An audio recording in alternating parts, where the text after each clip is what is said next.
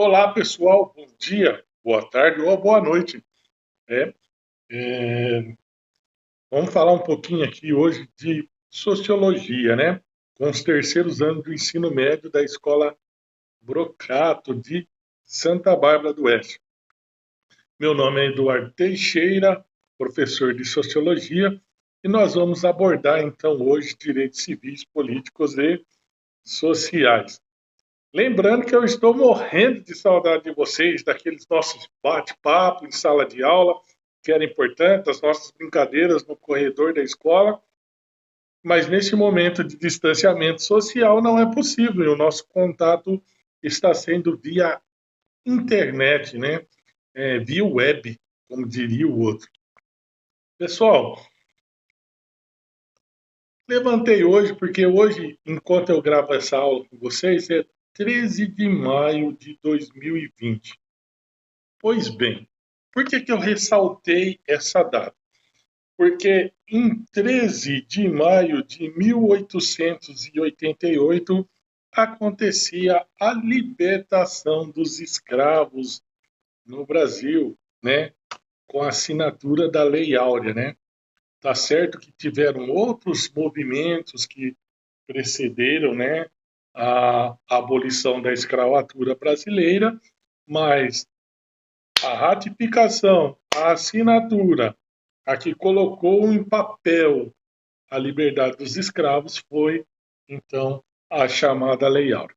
Então, vamos ao que interessa, então, a nossa aula de Sociologia, terceiro ano de ensino médio. Então, prepare o seu banquinho, prepare a sua cadeira, a sua escrivania e vamos começar. Os direitos civis, pessoal, eles são direitos fundamentais da pessoa, do ser humano. Então, são considerados direitos civis o direito à vida,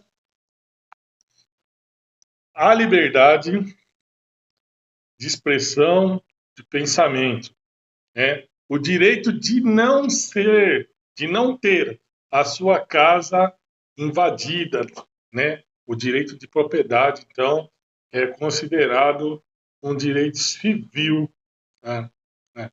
A vida, a liberdade, o direito de expressão, o direito de propriedade e o direito de igualdade. Então, vamos denotar esses 5 pontinhos aqui do direito civil. Anotem aí no caderno de vocês. Então, está relacionado ao direito civil. A vida, primeiro. A liberdade. A propriedade privada. A igualdade perante a lei. E, não menos importante, a liberdade. Se nós fizermos uma viagem na história, nós vamos perceber que pelo mundo existia muita desigualdade, né? O rico, o pobre, o patrão, o servo, o proletário, o proletariado. Então existia muita distinção, né? Então a extensão dos direitos civis, elas vieram exatamente para a reparação desses direitos, para igualar, para equiparar as pessoas, né? É, primeiro ponto, eu disse lá no começo da nossa aula que pelo mundo existia muita escravidão. Então vem os direitos civis e falam, olha, todo homem é livre, todo homem é livre. A liberdade é uma garantia humana. Existia muita gente com tantas propriedades, com tantas áreas, grandes extensões de terras, existia gente com pouca moradia. Então entra aí o direito de propriedade, ah, e o direito de ser julgado em pé e igualdade.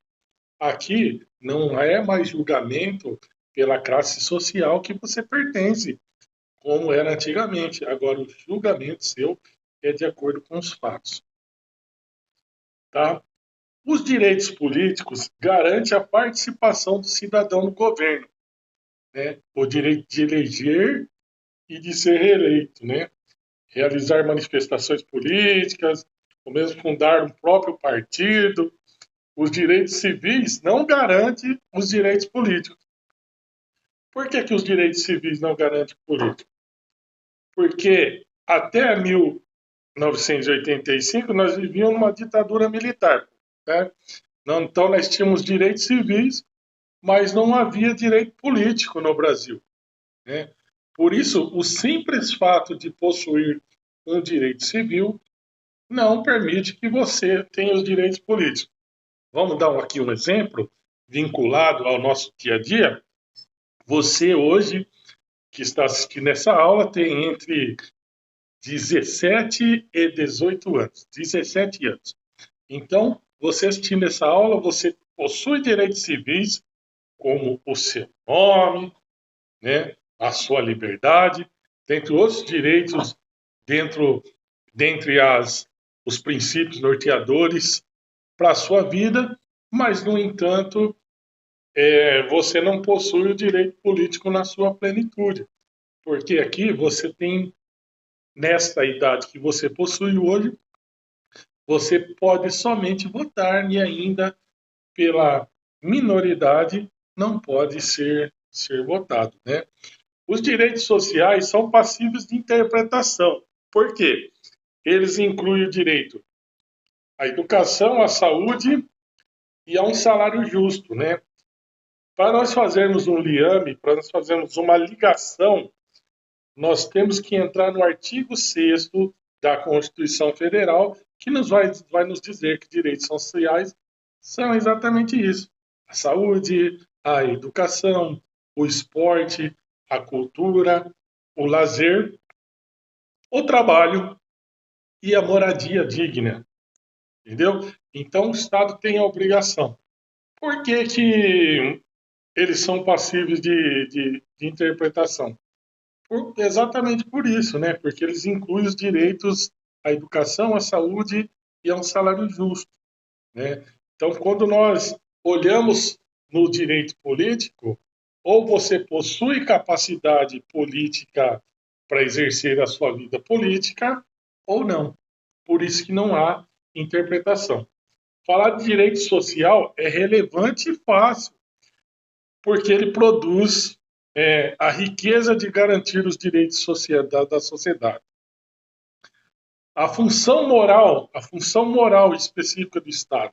Qual é essa função? Você sabe qual que é essa função? É, é, o governo ele tem que garantir que os direitos civis sejam respeitados, né? Eu não posso simplesmente passar numa rua e desrespeitar, como um policial, desrespeitar o direito à liberdade. Mão na cabeça, algema, está preso sem que a pessoa tenha cometido um ato contrário à lei. Perceba que a restrição ao direito à liberdade ela sofre uma limitação quando há uma transgressão legal, quando você transgride a lei, uma norma social.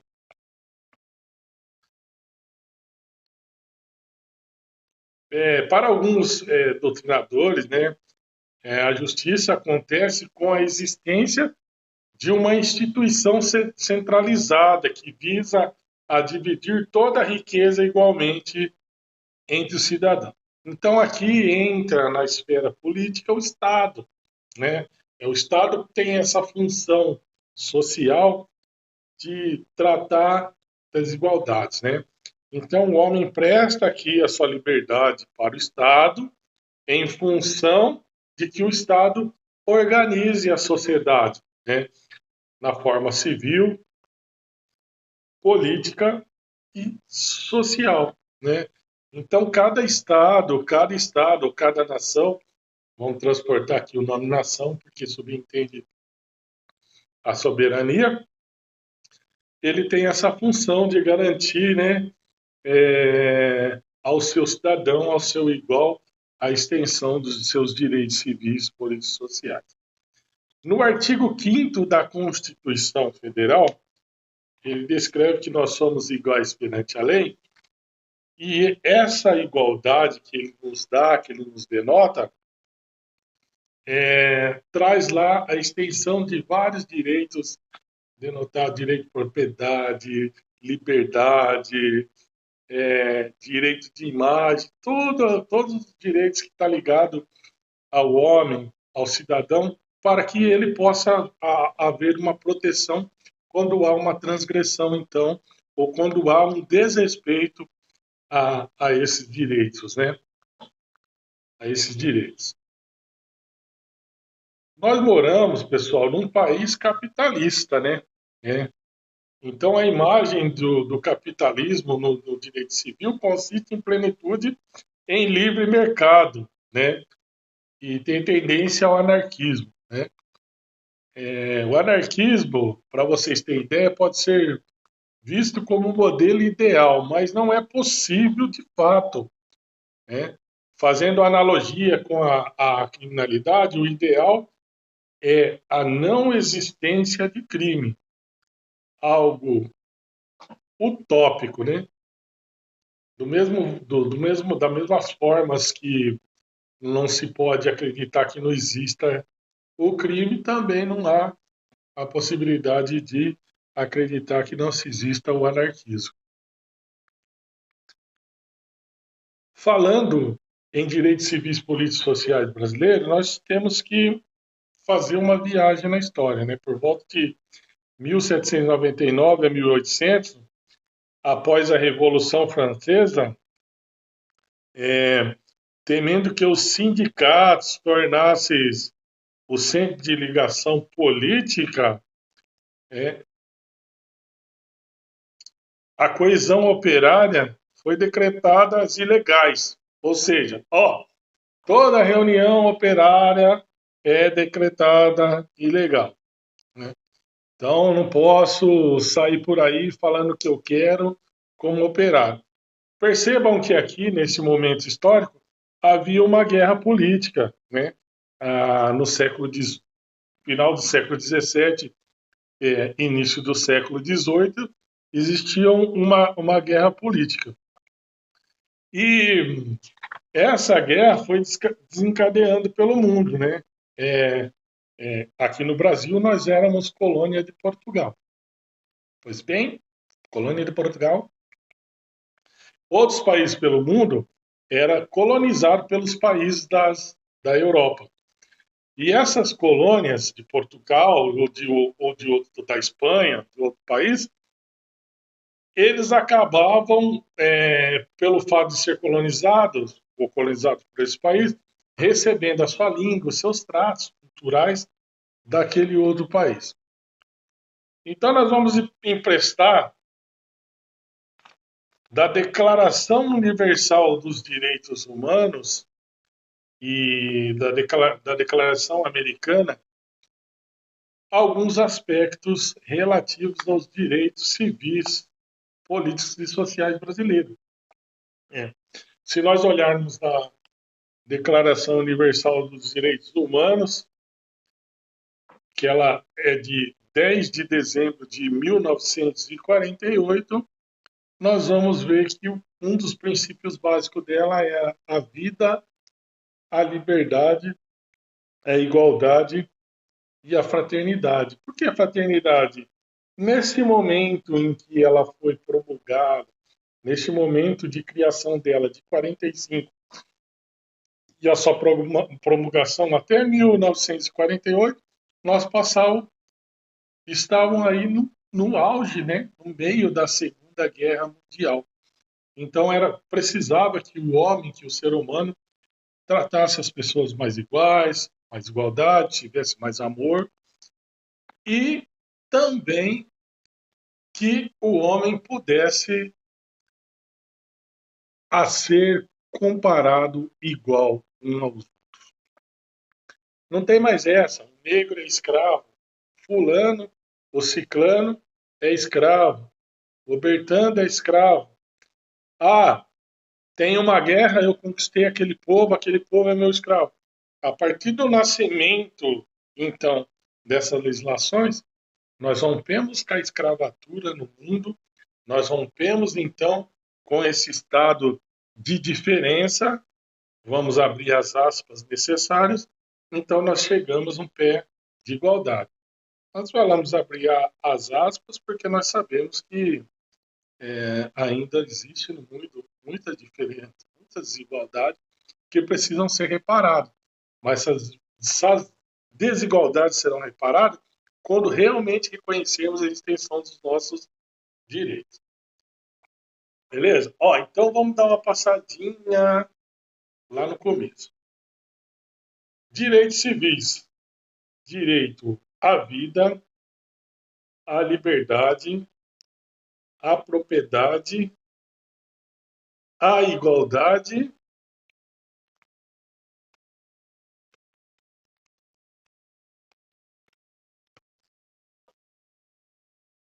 esses, então, são os nossos direitos. Né? Nesse momento, acaba de dar um branco no negrinho aqui.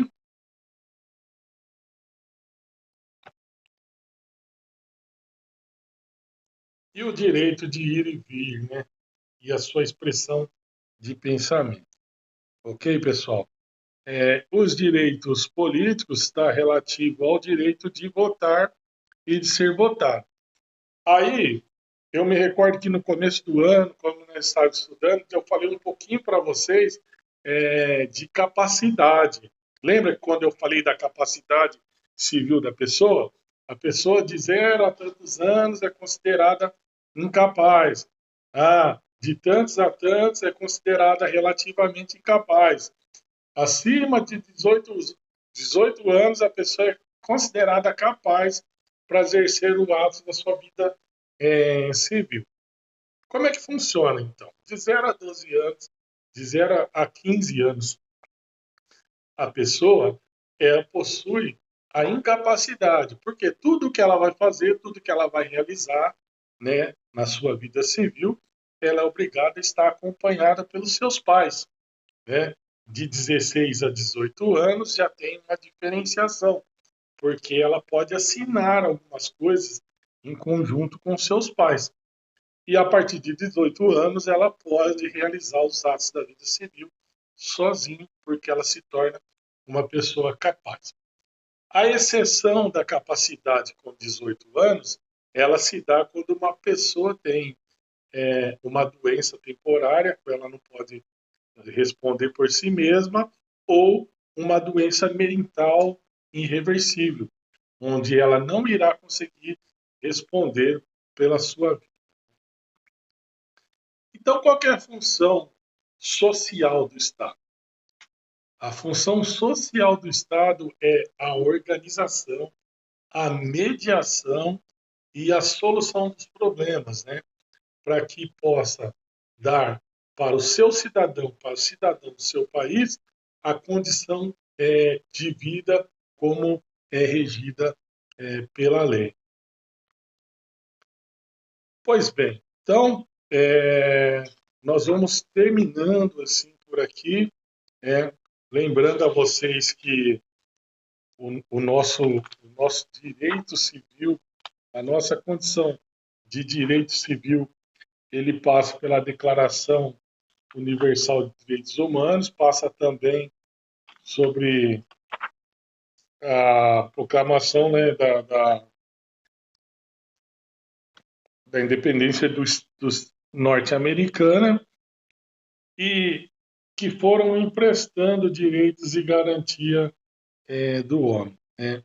Mesmo nós sabemos que nós emprestamos tantos direitos, é preciso ressaltar mais uma vez que todo direito, seja ele civil, político e social, só será devidamente respeitado quando você, meu aluno, você que me assiste pelo canal do YouTube, sabe a extensão do seu direito e busca por ele.